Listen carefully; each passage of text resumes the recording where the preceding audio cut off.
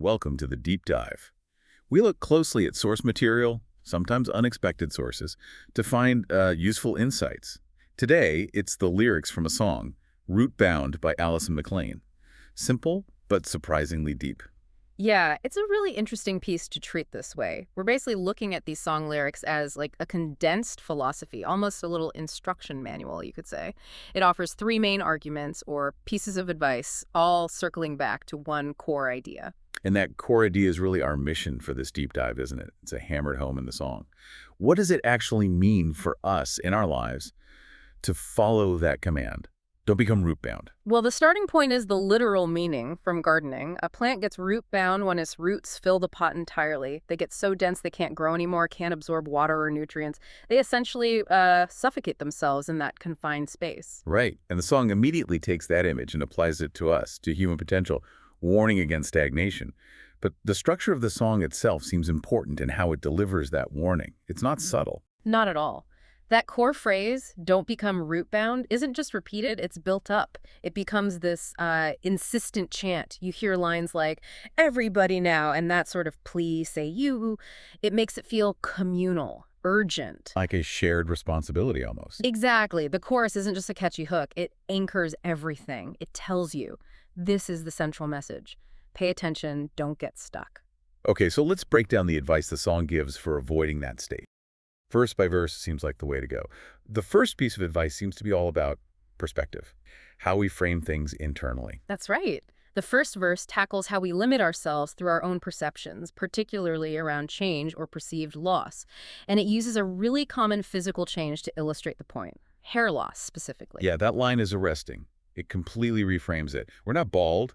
We're just taller than our hair. It's such a powerful flip. Usually when we lose something, hair, maybe a job, an identity, we define ourselves by the lack, by what's gone. But these lyrics say, no, no, it's not a deficit. Baldness here isn't loss. It's proof you've grown beyond the hair. You're taller. You've outgrown the container, essentially, the thing that used to define that part of you. Precisely. Instead of mourning what's changed, you celebrate the expansion that made the change necessary. You're literally a taller version of yourself, having moved past that previous state. That really resonates. How often do we label necessary growth as failure? Like leaving a job where you've learned all you can. Or ending a project that's successful but, ultimately limiting. We focus on the ending, not the fact that we've outgrown it, became taller. So the first instruction, if you're feeling stuck, feeling root bound, is check your internal narrative. Are you mislabeling growth as loss? And then it adds that little reassurance, and it's not rare. Makes it normal. Exactly. It normalizes the process. This isn't some unique failure. It's just part of growth. So step one against stagnation, it's an internal audit. Don't define yourself by the old small containers rules. Okay, so first, reframe perception. Once we've done that, the song seems to move towards accepting. Well, the fact that things keep changing. That brings us to the second verse, dealing with impermanence and space. Yeah, it starts with that very familiar adage, right? Hair today, gone tomorrow. We all get that intellectually, maybe emotionally. But the really interesting move is what comes next. Right. It doesn't dwell on the gone tomorrow. It pivots immediately to what's revealed. Let us see this beautiful face, sharing lots of space. It's quite optimistic. It is. It jumps straight from acknowledging transience to revelation. The implication is once the temporary stuff, the hair, the external markers falls away, what's left is authentic, the beautiful face. And now it has room. It has lots of space to be seen. But isn't there usually fear involved in letting go, of shedding those markers? How does it jump so quickly from loss to beautiful face? Well, I think that connects back to the root-bound idea. The fear of change, of that empty space, is often what makes us cling on. It causes the stagnation. The song's promise seems to be that the space isn't a void to be feared. It's potential. It's availability. Ah, okay. So sharing lots of space isn't about emptiness. It's about being open, visible, ready for what's next, instead of being walled in by the past. Exactly. When you stop pouring energy into holding on to things that are naturally transient, you free up that energy. You create actual mental or even physical space. And the more you cling to temporary externals, the less visible that core, beautiful face becomes. So the second piece of advice is really about acceptance. Accept the flow, let go, and embrace the visibility that comes with that space. Yeah, use the space. Don't fear it. That's how you avoid getting root bound by clinging to the past. Okay, that's powerful. Yeah. So reframe perception, Then embrace transience in space. The third verse then shifts focus again. This time it's about the environment, where growth happens, and authenticity comes into play here too. Yes, this is crucial because it looks at the external factors.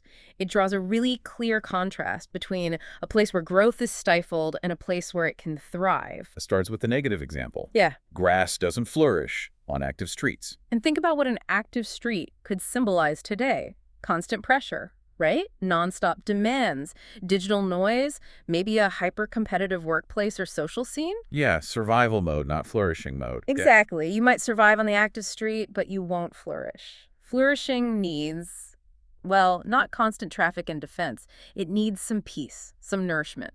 And then it defines the ideal place, the best lawn, not by sunlight or water, but by something internal or maybe interpersonal, where no disguises are being worn. That's the key link. It connects the external environment directly to internal authenticity. If you're constantly performing, putting on a mask, the corporate face, the perfect online persona, whatever. All your energy goes into maintaining the disguise. Precisely.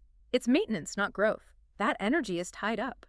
So the root-bound state here isn't just physical confinement, it's energetic confinement.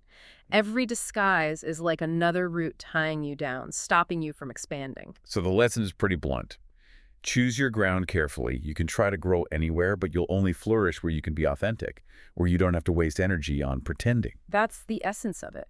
To avoid being root-bound by inauthenticity, you need to find or create spaces where you can drop the performance, where you can just be. Okay, so pulling it all together, Alison McLean gives us a kind of three-step guide in these lyrics for avoiding that root-bound state. Yeah, you could map it out like this. First, tackle how you see yourself. Redefine those perceived losses or limits as signs of expansion. You're taller than your hair. Right. Step 1, perspective shift. Step 2, embrace the fact that things change. Accept the impermanence, see the space it creates as potential, and allow your true self, that beautiful face, to be visible. Step 2, accept transience, embrace space. And finally, step 3, be mindful of your environment. Seek out or cultivate places where authenticity is possible, where no disguises are being worn. Avoid those active streets. Step 3, choose authenticity and the right environment and the song structure with all that repetition. It just reinforces how vital this is. The rhythm, the chorus coming back again and again. It's like a constant reminder. Check in with yourself. It's not a one and done thing. It's an ongoing process of asking, am I getting stuck?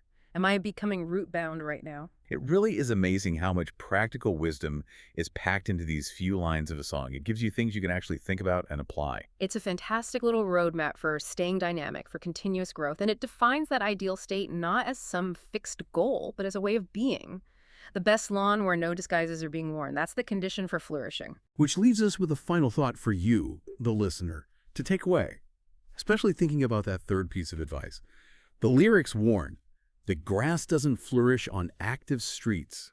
So the question is, what does your personal active street look like?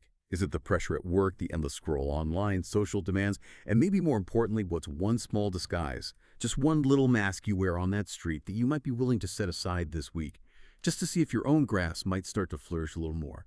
Something to think about.